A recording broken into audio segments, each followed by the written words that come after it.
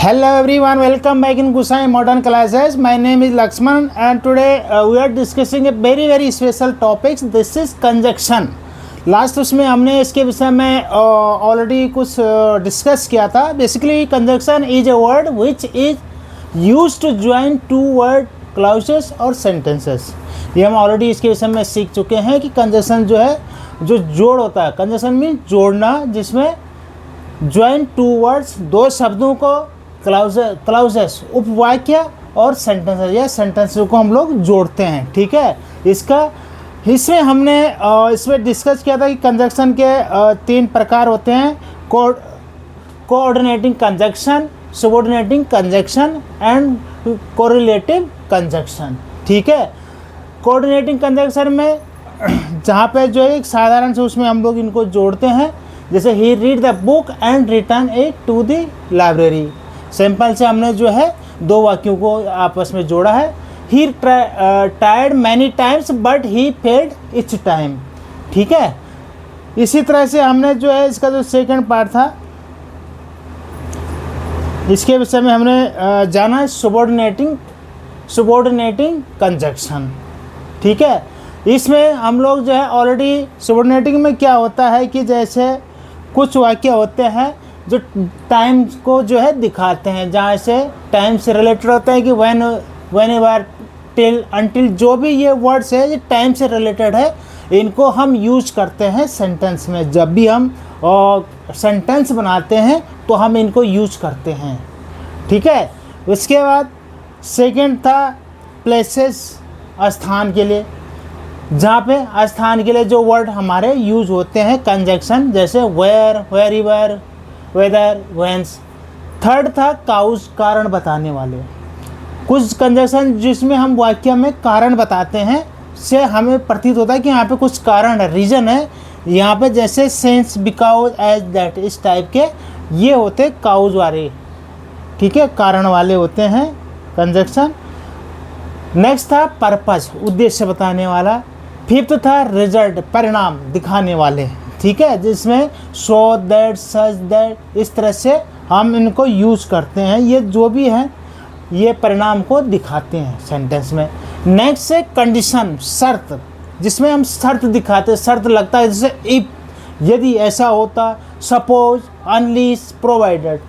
ये जो भी वर्ड्स हैं ये कंडीशन को दिखाते हैं. ठीक है, जैसे you can not pass unless you work hard. जब तक आप जो है पास नहीं हो सकते जब तक आप कठिन हार्ड वर्क नहीं करेंगे. ठीक है. सेवन था मैनर्स, ढंग, जैसे as, so, as, if, as, though, so, far, as. ये सारे वर्ड जो है मैनर्स, जो उसका ढंग का तरीका है, इसको दिखाते हैं. ठीक है, जैसे एग्जाम्पल था as you sow shall you reap.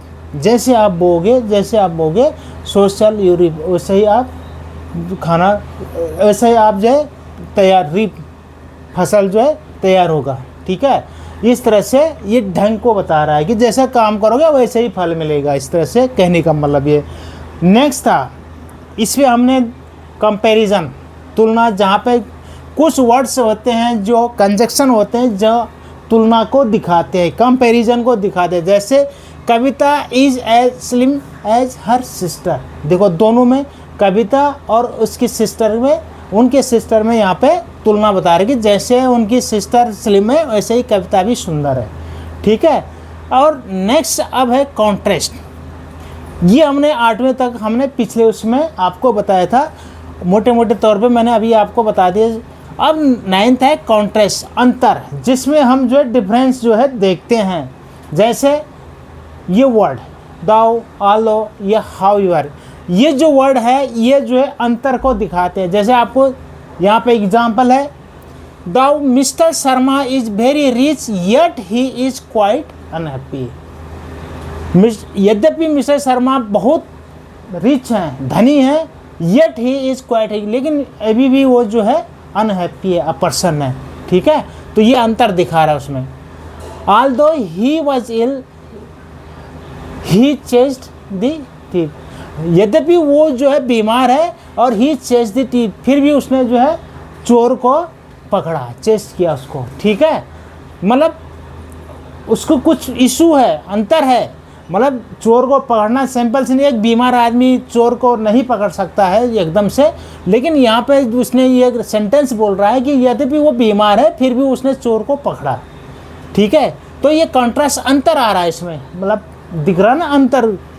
However fast you may run you can not catch the train. However fast आप कितना भी जो है यू मे रन आप दौड़ सकते हो, you can not catch the train, लेकिन आप ट्रेन को नहीं पकड़ सकते हो, ठीक है। देखो अब दौड़ तो रहा है लेकिन फिर भी वो ट्रेन को नहीं पकड़ रहा है, तो ये थोड़ा कंट्रास्ट लग रहा है इसमें, ठीक है।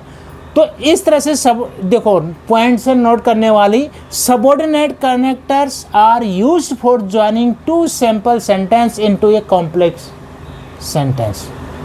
ये जो सबऑर्डिनेट कनेक्टर्स होते हैं, कंजक्शन होते हैं, जो हमेशा क्या होता है use joining for two simple sentence को, साधारण वाक्यों को एक कॉम्प्लेक्स सेंटेंस में, मिश्रित वाक्य में हम इसको चेंज कर देते हैं। This function of subordinate connectors is dealt with in the topic on synthesis. ये सिंथेसिस में हम आपको बताएंगे आगे आने वाले उसमें, ठीक है। तो इस तरह से कॉन्ट्रास्ट में भी हम इसको यूज करते हैं। अब नेक्स्ट है थर्ड जो है हमारा है कंजक्शन है, that is correlative conjunction. Important जो है ये आपको मैं बताता हूँ। यहाँ पे देखिए कोरिलेटिव कंजक्शन क्या होता है कि जो कंजक्शन जोड़ों में प्रयुक्त होते हैं, जोड़ों में होते हैं, पेयर्स में होते हैं, उन्हें कोरिलेटिव संकेत बोधक इन कंजक्शन कहते हैं। जैसे आइदर के साथ और नाइदर के साथ, नॉर बोथ की एंड, ये जो है ये दोनों सेंटेंस में यूज होते हैं, या तो आइदर और, या तो या तो वो, ना तो वो ना तो वो, ठीक, नाइदर हुआ नाइदर वो, ठीक है।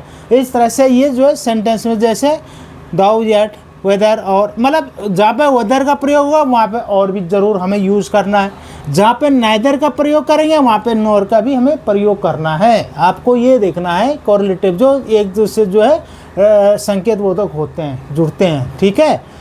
अब इसमें देखो एग्जाम्पल आपको बताता हूँ कोरिलेटिव में। ही इज़, देखो मैंने बोला ना आइदर के साथ और हमें यूज करना, ही इज़ आइदर अफ्रेड और indifferent.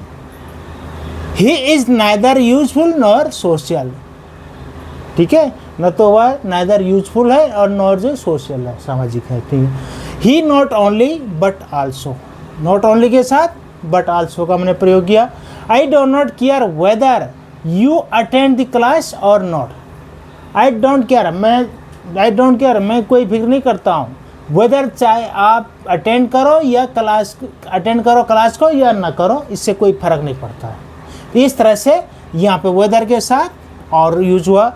Thou C is poor, यद्यपि सी इज पुअर, वह जो है गरीब है, येट सी इज हॉनेस्ट, फिर भी वो हॉनेस्ट है, ठीक है। तो इस तरह से ये जो है कोरिलेटिव वाले कंजक्शन होते हैं जो कि एक दूसरे के साथ यूज होते हैं। मतलब अगर हमने इसको यूज़ किया तो इसको भी उसके साथ कंपलसरी हो जाता है यूज करना।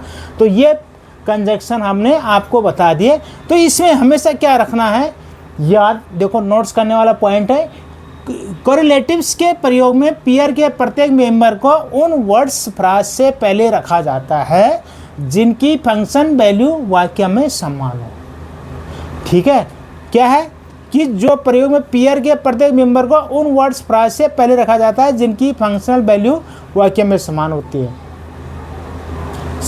ना इसकी फंक्शनल वैल्यू, जो मतलब जो है एक प्रकार से जो है जो हम बता रहे हैं उसमें समानता हो, ठीक है।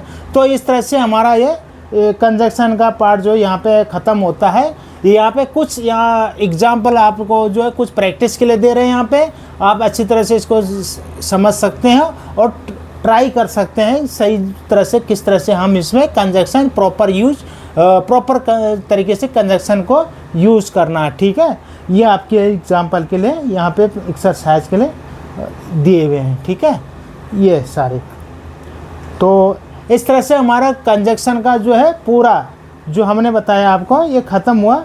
और आगे जो है आपके लिए बहुत ही एक अच्छा टॉपिक्स जो है हमने यहाँ पे जो डिस्कस किया है, मैं समझता हूँ आगे एग्ज़ाम के हिसाब से बहुत ही इम्पोर्टेंट है। तो थैंक यू, सब्सक्राइब कीजिए, आगे शेयर कीजिए और जो है अपने कमेंट्स ज़रूर लिखिए। Thank you.